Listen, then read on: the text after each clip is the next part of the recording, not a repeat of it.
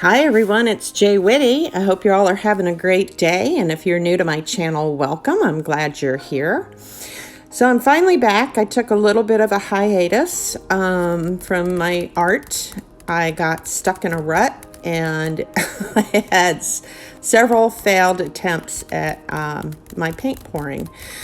And I guess that happens to us once in a while. We just kind of get one fail after another. And so I just decided, you know what, I just need to step away for a little bit and focus on some other things and come back. And that's exactly what I've done. So I figured, well, you know, I'm going to go ahead and do a Dutch pour. Usually they're fairly easy to do, and you know, maybe that'll get me out of my rut that I was in. So I went ahead and I decided to choose my colors with the concept in mind that I was going to be doing my Dutch pour over a white base. And as you can see, that's not exactly what I laid down at all. So my base coat actually ended up being, after I had chosen my colors, I had some leftover colors from some previous fails that I attempted. And so my base coat basically is, the one color is the DecoArt Americana Metallics Pewter. And that was mixed with Behr Interior Satin Enamel Deep Base 7753. And then the other color that I put down, which is the DecoArt Americana Metallics Silver. And so I had these left over from a previous pour. They were very thick, so I did end up having to add quite a bit of water to thin them down to the consistency for a Dutch pour. And I thought that these two colors would complement and really make the top colors that I lay down to blow out pop. So the top colors that I'm going to be applying to this are as follows. I chose Grumbacher Thio Violet, and I mixed just a drop or two of the Liquitex Basics Quinacridone Magenta, because I knew that with my colors I wanted to just add water and no other pouring medium to the colors. And that was my original thought. But as I mixed with the water, I realized I might need a little bit of a binder in with these paints. Even though they're higher pigmented, I just didn't feel comfortable with just strictly water. So the pouring medium in my colors is the Liquitex Pouring Medium Effects, just a little squirt. So again, I start out with that you see here that I'm laying down is the Grumbacher Thio Violet mixed with the Liquitex Basics Quinacridone Magenta.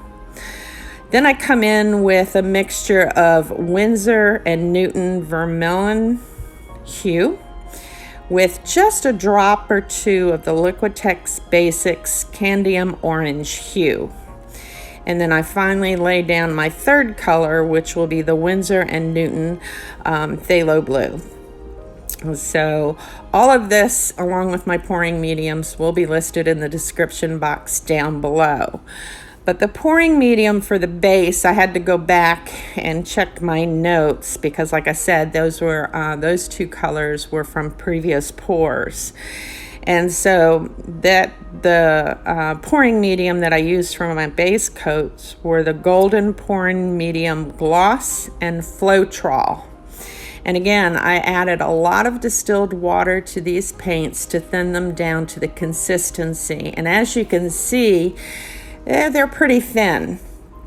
And because I didn't put a whole lot of paint on top of the base, but I did, you know, add some additional paint. So there was quite a bit of paint on this canvas. It's a 14 by 14 stretched canvas. So I had this thought in my head on how it was going to look after I blew it out. And I don't know, I just wasn't really thinking that, you know, with the satin enamel, what kind of results I'd end up with. But I gotta tell you, I really love the way that this painting turned out. Because I got the effects almost of that cloud over pearly looking effect instead of, you know, the streaks that you normally would get with a Dutch pour. And so at the end of the video, I take you in, you'll see the wet results and then you'll see the dried results. And I guess all those gloss mediums and because of the thickness, even though I thinned it out, I find that not only did the results turn out pretty cool, but there's a little bit of texture in the end result, and you'll see that in the dried results. And I was pretty amazed with it. No cracking, no crazing whatsoever, but the texture in this painting just adds a completely new dimension to it. And when as you can see, as I'm blowing out here, the two colors, the orangey hue color along with that vermilion hue and the Quinacridone magenta, almost looks like fire. And then, of course, that silver is very sparkly, and I think that is where you'll see it almost looks like cells developing and some lacing in there as well. So I was really excited. I did do a little bit of tilting, some torching. The painting did shift just a little bit as it dried overnight. But the end result, I think, is just so cool. It almost looks like some kind of, I don't know, rock formation of an alien form. So that's the best way I can describe it. So anyways, I'm just really happy. I just really am happy with how this turned out.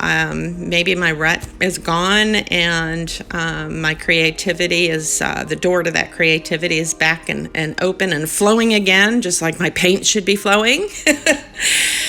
So anyways, I hope you stick it out. Stay tuned for the wet results and the dried results at the end. And if you've already are subscribed to my channel, thank you so much for supporting me in that way. I appreciate that. I appreciate each and every one of you. And again, you know, for those that are new to my channel and this is the first time you're watching, I am so glad you're here. Please consider subscribing. Don't forget to hit the notification bell for future uploads. And until next time, guys, stay safe, take care, and blessings to you all. Bye-bye.